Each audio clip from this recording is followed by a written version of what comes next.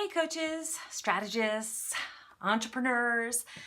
I'm going to teach you a simple process to structure your coaching sessions so it makes it easier for you and you get better results for your clients. I'm Jeannie Spiro and I have coached thousands of people and hosted I don't even know how many coaching sessions in the 9 years that I've had a business. And I want to teach you a few things that can make your coaching sessions run better, smoother, and get better results for your clients as well. And when you stick around to the end, I'm going to give you a simple tool and a little process that you can implement in your business right away. And I highly recommend it because it's going to create better results for your clients as well. And it's going to make your coaching sessions a whole lot easier.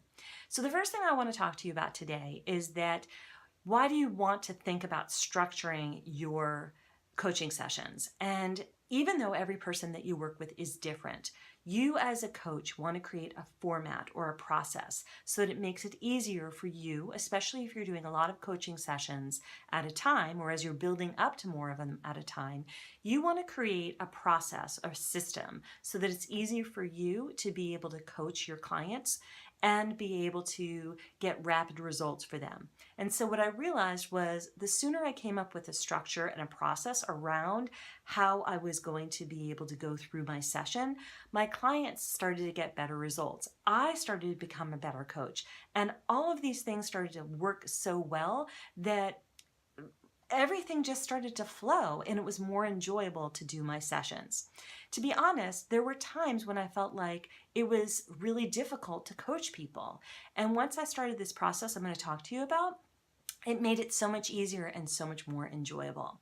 So it's very, very simple, and I want you to make sure you have a pen and paper and you write this down. So structure is important for your sessions, even though you're not necessarily going to have exactly the same questions in each coaching session, and every person is different. But you should have some structure of the flow of how your calls go.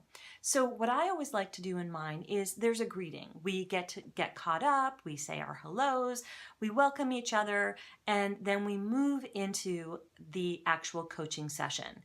And what you want to be able to do is you really want to make sure that you're clear about where they are when they start that call and what's going on with them so that you know what you're going to be dealing with or what you're going to be working with. So I always like to find out what's gone on with someone prior to the coaching session. So what have they been working on? What are the results that they've had? What are some things that they're excited about that they want to share? So we typically start with a celebration, like what has gone on since our last coaching session, and they can fill me in. So we can celebrate that. It's great to start that way.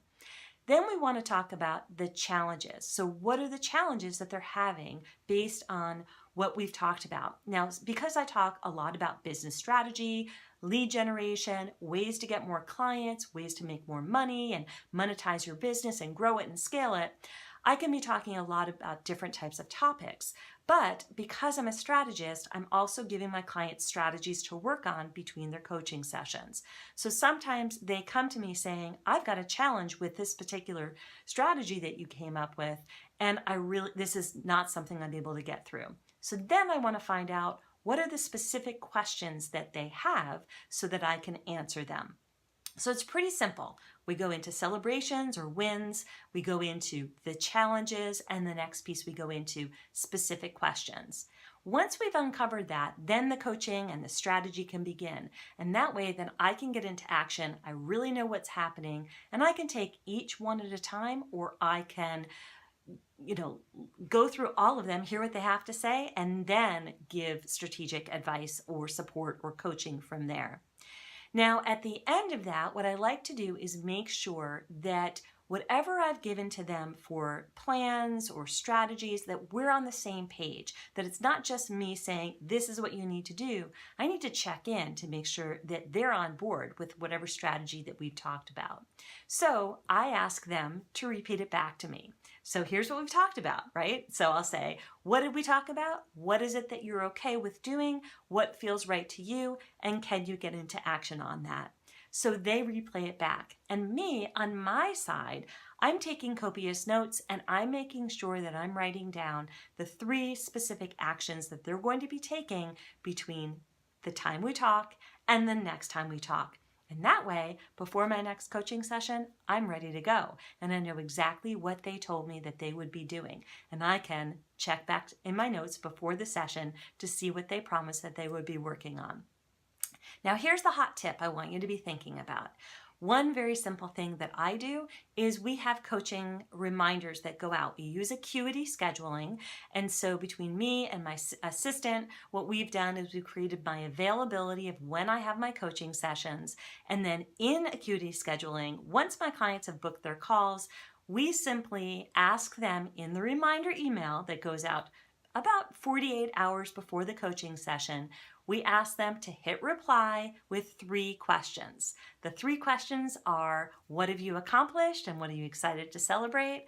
What are your biggest challenges? And what are the questions you'd like to ask me on the call? So guess what? When I start my coaching sessions, I've got that information.